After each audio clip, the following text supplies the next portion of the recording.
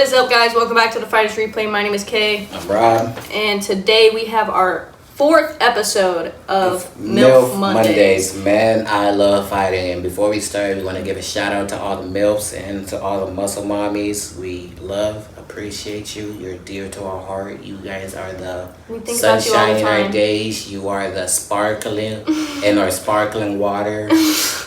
And you are the fire in our Taco Bell. We love y'all.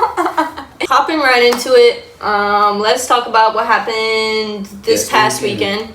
We had Brandon Moreno versus Steve Ensik at UFC Mexico. We had that main event where it went to Moreno. It was a really, really good fight. A lot of the earlier rounds is when like the action was really like impacting, really intense. And the fight, when it started to play out, you really got to see like where both of these dudes are kind of at as far as like their progress in mixed martial arts. And I'd say right now, even though, and we'll get into Moreno, but like even though, like you were saying, even though Steve lost, he definitely was able to show that, you know, he's not an easy person to take out. You know, he's not like this bum who's gonna be put in there to die. You know, he's being fed to sharks, but like much to your point, how you were saying earlier, he's proving he can swim. Yeah, he is, and he's proven that he can swim. I think a lot of people discredited him after that Kai Kara fight, and you know, you're gonna take tough losses like that. You got to think about it. That was dude's 5th fight in the UFC. This was his 6th fight in the UFC, and he's already faced the champion and the former champion in a top 5 contender. You know, like not a lot of people who come into the UFC can get 3 wins and automatically go for a title shot. That's just literally unheard of. Facts. Like, and he was able to take from these opportunities and grow from them and really capitalize. And I feel like this was a good fight for him. But honestly, an even better fight for Moreno. Moreno really just owned it. He was just in his flow, in his moment. Once he figured it out, you know, and his bag on defense too. He was, and his movement is just so beautiful to like watch. His striking, his head movement, his feints, like boxing. It's so unorthodox, but it's so like perfect for him, and he like it is beautiful to watch. And you know that it also takes 2 to tango. Steve Ensik made that a really entertaining striking match as well. It was overall a great main event fight. Really wish, however, that you know the fight before the main event didn't make me like want to gouge my eyes out from how late of a stoppage it was in the co-main event. Ref, you need to look in the mirror. Dude, not gonna lie, I mean, listen, he gave Drew every single chance there was to respond, to recover, to reverse, to do something, to do something. To recover, to respond, to reverse, to hopefully not fucking die. Hopefully he gives him a chance to go back home and speak to his kids. Hopefully, you know, he doesn't put him in the fucking ICU. You know, come on. It was a pretty crazy stoppage. Props to Manel Torres, dude. Not a lot of people fucking do that. The Drew Dober of all people. And Manel Torres, not a lot of people know who this dude is. He's coming off a pretty tough loss when he fought at the Sphere, a loss to Ignacio Baja Mendez. But you know, Baja Mendez, that's another top high-level dude. Drew Dober is another top high-level dude. And this is definitely the best win he's ever had. Can't wait to see what's going to be next for him. For sure. Best win for him against a really experienced guy. You know, a good, really popular name for him to grow off of, and a really popular night in Mexico City.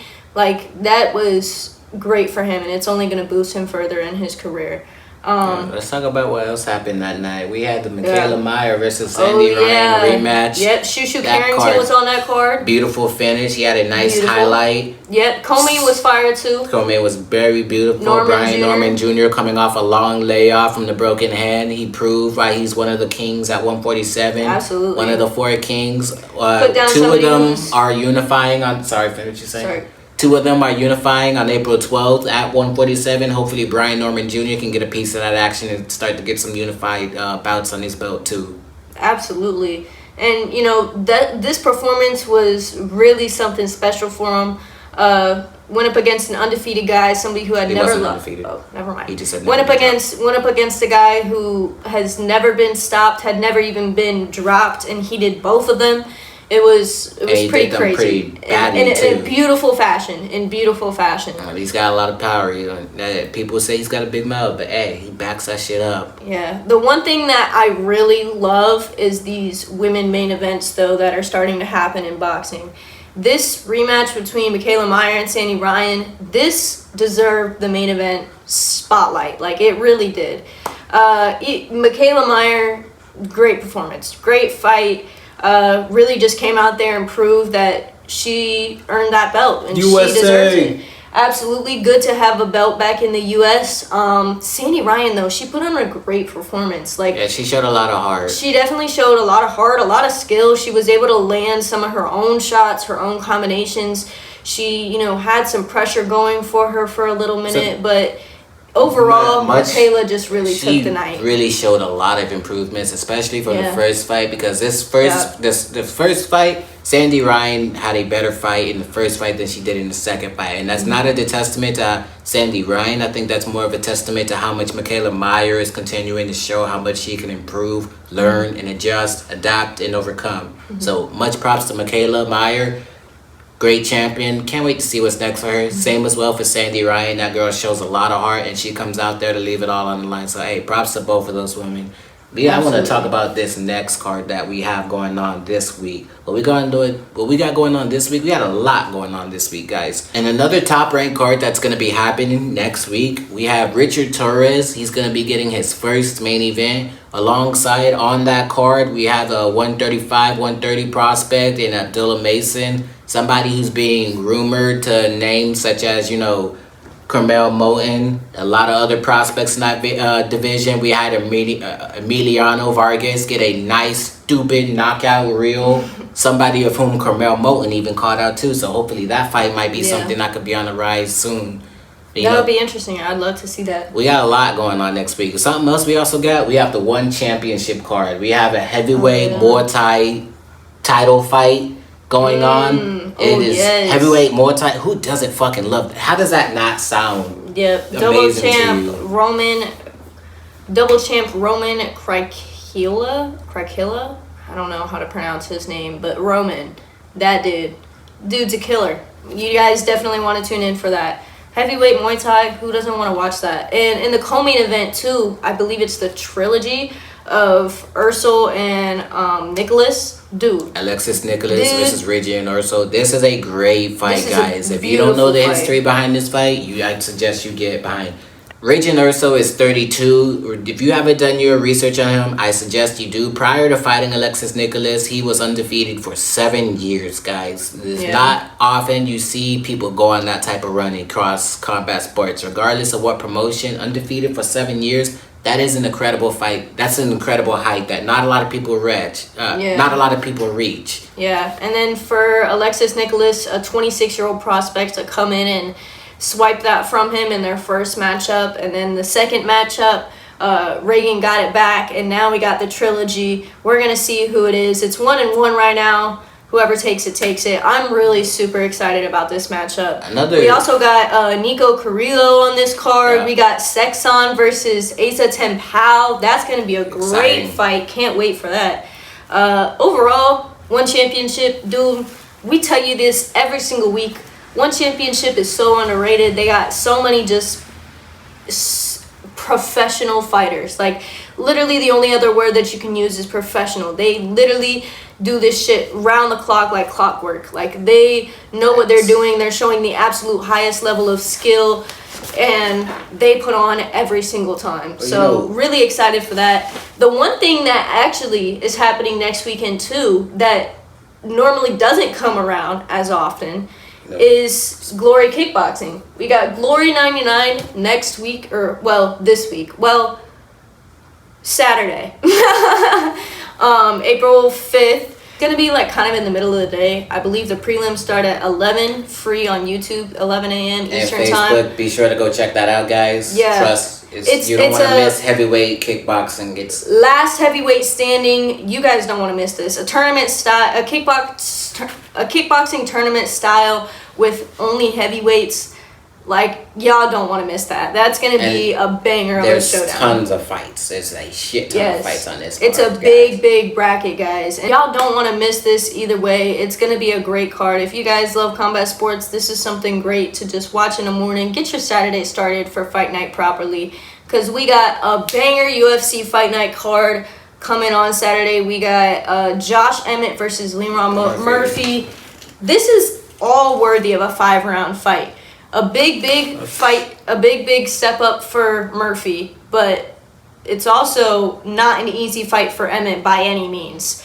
This is a really close matchup, and I literally cannot wait to see this. Josh Emmett's a dude who's definitely a bit more on the older side, but we know this dude's got a lot of power. You remember what he did to Bryce Mitchell? You remember what he did to Michael Johnson? And he left both those dudes stiff. Don't get it twisted. Josh Emmett will fuck around, and that is a little mean nigga. He's a little mean motherfucker. He'll fuck around and leave you stiff. I swear to God. Leron Murphy is a dude who knows how to fight back from adversity. The dude's a really technical sound striker. This really just made to be a fucking great fight, guys. So seriously, tune in for it. I can't wait to see what happens. The whole main card for that as well is kind of stacked. It's got a lot of underrated people on it.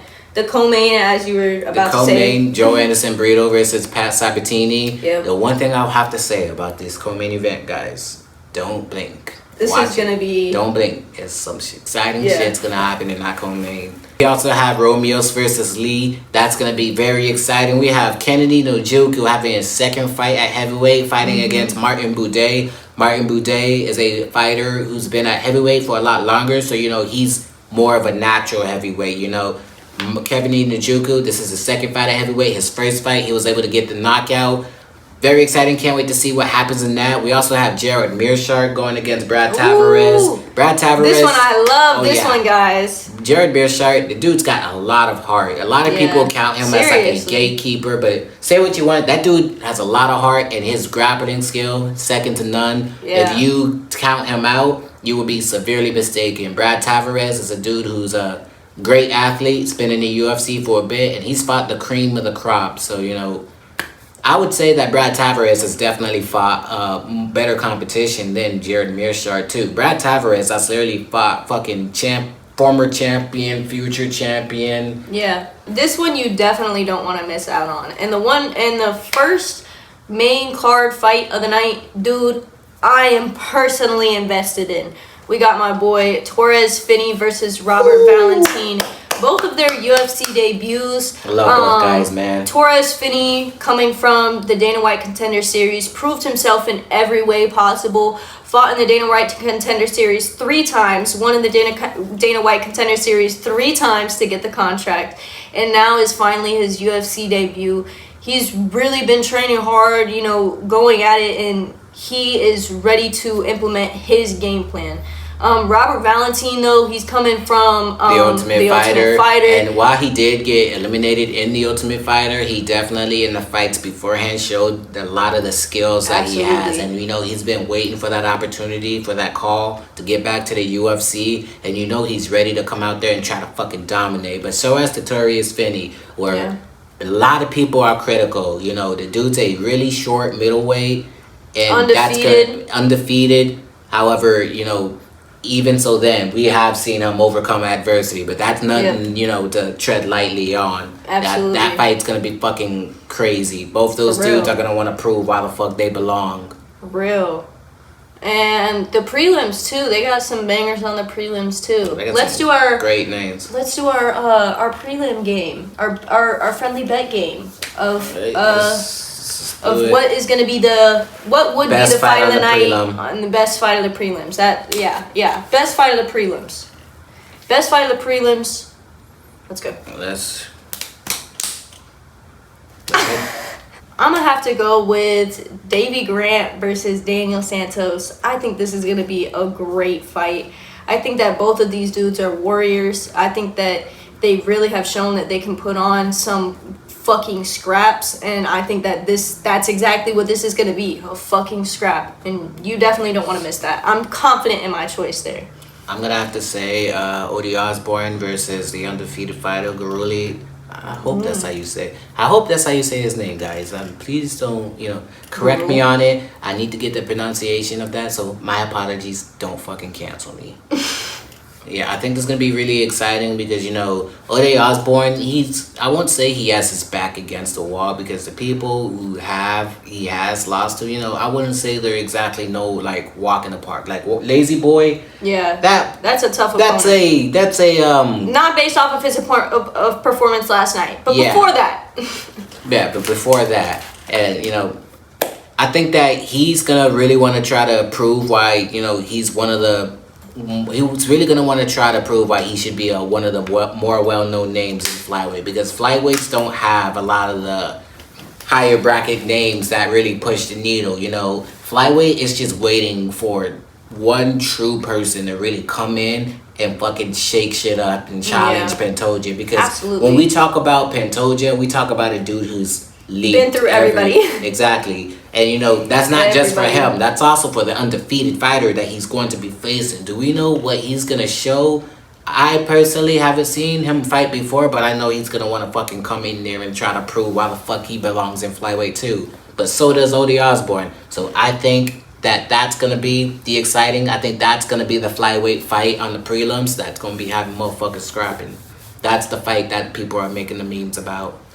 That's valid. That's a valid take. I mess with that. And they got a whole the prelims as well. The other prelim fights, they're also pretty fire. Yeah, Belbita versus Barbosa, fucking Henry versus Fasao, Luke Buna versus Estela Nunes. The prelims got a lot of fucking great That's gonna be fights. fire, man.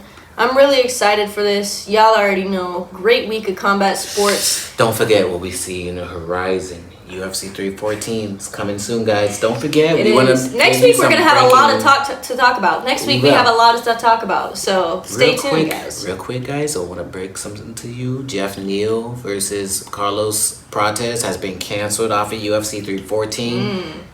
Jeff Neal is out due to an injury. However, it was teased that big news for Carlos Prates would be coming soon. However, we can confirm that he will not be getting a replacement on UFC 13. So his spot will be replaced. Gene Silva versus Bryce Mitchell will be the only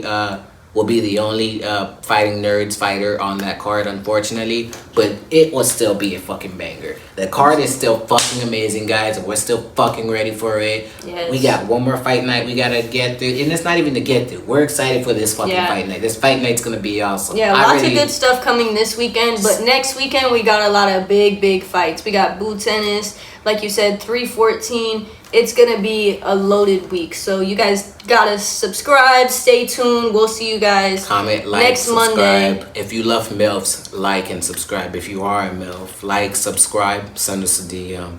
We got you. We love you. You guys stay safe. Have a great rest of your week. Peace. Peace. You can't break me, I got iron bones. My ground game will leave your mind blown. I'm ready to fight in any time zone. I'm the greatest, you can call me John Jones. Knocking clowns out like I'm 𝕃ove. We can even fight on the freeway. I'ma leave him bloody right where he lay. This is the Fighters Replay.